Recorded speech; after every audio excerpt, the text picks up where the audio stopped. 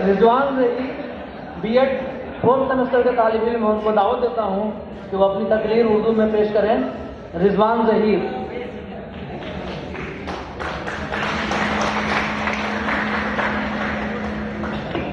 السلام علیکم ورحمۃ اللہ وبرکاتہ. داعث پر تشریف فرما آج کے اس تقریب کے صدر مانوسیٹی کے پرنسپل جناب ڈاکٹر فیض احمد صاحب اور ہمارے مشرق و مربی اساتذہ کرام اور سامنے تشریف فرما مانوسیٹی دربھنگا کے نوشگفتہ پھولوں. سب سے پہلے آپ سب کو اس 70ویں یوم جمہوریہ کی دل کی عمیق گہرائیوں سے مبارکباد. آج کا یہ دن ہندوستانی تاریخ میں کافی اہمیت کا حامل ہے، کیونکہ ٹھیک آج سے 70 سال پہلے آج ہی کے دن ہندوستان کو اپنا ایک جمہوریت میں قانون کی نفاذ کے لیے جن عمل کو انجام دینا ہوتا ہے وہ ہمارے حکم پر، ہمارے ملک پر نافذ ہوا. تو ہمارے ملک میں ہم سب بخوبی جانتے ہیں کہ ہم ایک جمہوری ملک میں رہتے ہیں. تو آئیے جب ہم جانتے ہیں کہ ہمارے جمہوری ہونے کا مطلب اور مقصد کیا ہے.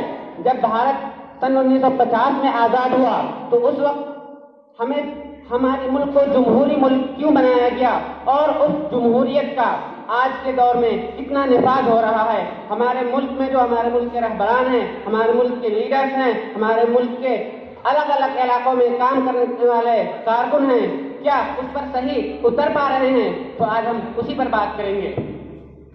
سب سے پہلے ہم جانتے ہیں کہ جمہوریت کے 3 اہم ستون اور ایک آخر میں چوتھا بھی شامل کر لیا جاتا ہے.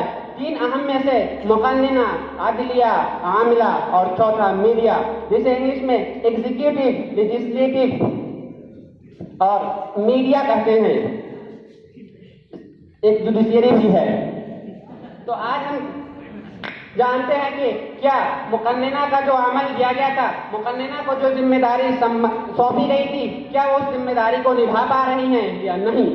تو ہم سب سے پہلے جانتے ہیں کہ مقننہ میں جو ہمارے ملک میں ہمارے جو لیڈران منتخب ہوتے ہیں، ان سے بھی سب سے اوپر یعنی ہر اسٹیٹ میں جو گورنر ہیں ان کا بھی عمل مقننہ میں ہوتا ہے. تو آج کے دور میں اگر ہم عمل کر دیکھیں تو کس طرح سے سیاست ہمارے گورنر پر حامل ہوتے جا رہے ہیں. آپ کے سامنے ابھی کشمیر کا ایک مثال مل جائے گا، جہاں صرف اور صرف فیکس مشین خراب ہونے کا دعویٰ کر کے وہاں کی پوری جمہوریت میں، وہاں کے پورے جو کشمیر صوبہ میں جو نظام چل رہا تھا، جو سیاسی جو وہاں پہ سیاستدانوں تھے، ان کے ساتھ کیسے کھلواڑ کیا گیا. اس کے بعد جب ہم آتے ہیں عدلیہ پہ، کہ ہمارے جوڈیشری کو کس طرح سے موجودہ دور کے حکمران کس طرح سے اس میں دخل اندازی کر رہے ہیں. یو پی کے ایک شہر میں ایک پولیس سب انسپیکٹر کی موت ہو جاتی ہے تو وہاں کے لیڈران اس سب انسپیکٹر کی موت کی بجائے کسی ایک جانور کی موت کو زیادہ توجہ دیتے ہیں، اور وہ اس بات پر فوکس کرتے ہیں کہ ہمارے حکمران، ہمارے ملک کے جو سیاسی لیڈران ہیں وہ کیوں ابھی تک اس بات پر فیصلہ نہیں کر پائے ہیں کہ ہمارے ملک، ہمارے اس صوبہ میں جو چل رہا ہے، اب جو اصل مجرم تھا اس مجرم کو پکڑنے کے بجائے معاملے کو کسی اور طرف موڑ دیا جاتا ہے اور حکومت کے سارے نظام کو درہم کر دیا جاتا ہے.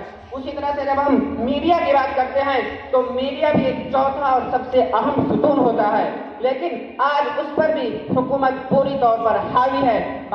چند میڈیا چینلوں کو چھوڑ کر باقی سب پر حکومت حاوی ہے. حکومت اس کی نگہبانی کر رہی ہے، ایک باضابطہ پوری کمیٹی کے ساتھ اس کی صبح اور شام کی کارکردگی پر نظر رکھ رہی ہے، اور جو حکومت کے خلاف بولتا ہے یا خلاف سوچنے کی کوشش کرتا ہے اسے بھی اپنے نیوز چینل سے باہر کا راستہ دکھا دیا جاتا ہے، اور نیوز چینلوں پر ایسے اینکروں کی تقرر کی جاتی ہے جو صرف اور صرف حکومت کی واہواہی کرے، صرف اور صرف حکومت کے بنائے گئے کارکردگیوں کو، حکومت کے دوارا نفاذ میں لائے گئے عملہ کو صحیح ٹھہرائے. کوئی اس پر انگلی اٹھانے تک کی ہمت نہیں کر سکتا. آپ کو اس کا سیدھا ایگزامپل اگر ابھی سے 2 ہفتے یا 2 مہینے کے پہلے کے اگر آپ میڈیا کی رپورٹنگ دیکھ لیں تو اس میں آپ کو پتہ چل جائے گا کہ ہمارے ملک میں ہمارے میڈیا 70% میڈیا کیا کر رہی ہے. میں ایک واقعہ بیان کرتا ہوں کہ گھر پہ میرے ابو ہمیشہ آپ سے جب میں بچہ تھا تو وہ रेडियो के पास न्यूज सुनाने के लिए लाया करते थे कि चलो अभी शाम 7:30 बज रहा है, पटना आकाशवाणी से न्यूज होगा, दिन के 3 बज रहे हैं, आकाशवाणी दिल्ली से न्यूज आएगा, न्यूज सुनो ताकि तुम्हें मुल्क के हालात पता चल सके। लेकिन अभी 1 हफ्ते पहले जब घर में गया तो शाम 7 बजे जब टीवी खोलकर सामने स्क्रीन पर आया तो अब्बू कह रहे हैं कि क्या तुम कर रहे हो, तुम देख लो, इसमें से अभी जितने भी चैनलों पर अभी रिपोर्टिंग हो रही है या फिर डिबेट चल रहा है, उस डिबेट में मुल्क में अहम मुद्दा उसमें से किसी पर नहीं होगा। सब पे आप जाके देखें तो किसी पर जानवर की बात की जा रही है, किसी पर जबरदस्ती हुकूमती खोपड़ी की बात की जा रही है, कहीं पर 3 तलाक का मामला उठाया जा रहा है, कहीं पर सिर्फ 5% वालों को लेकर के उसके बारे में अलग अलग तरह की रुदादे बयान की जा रही है। तो बताइए हमारे मुल्क का कैसा हाल हो चुका है, हम किस जहाने पर आ गए हैं। उसके बाद एक और जो आता है कि हमारे मुल्क की एक अहम सुतून है CBI, यानी मुल्क में जो भी बदअमवानियां होती हैं, चाहे वो किसी भी महकमा की तरफ से उसकी निगरानी करती है, उस पर भी आज के दौर में उस पर भी हुकूमत जबरदस्ती उसमें दखल अंदाजी कर रही है। CBI चीफ को जबरदस्ती बर्खास्तगी का रास्ता दिखाया जाता है। जब उसे सुप्रीम कोर्ट फिर से तकर्रुर करती है तो फिर से हिंदुस्तान के सबसे आज़ीम लीडर के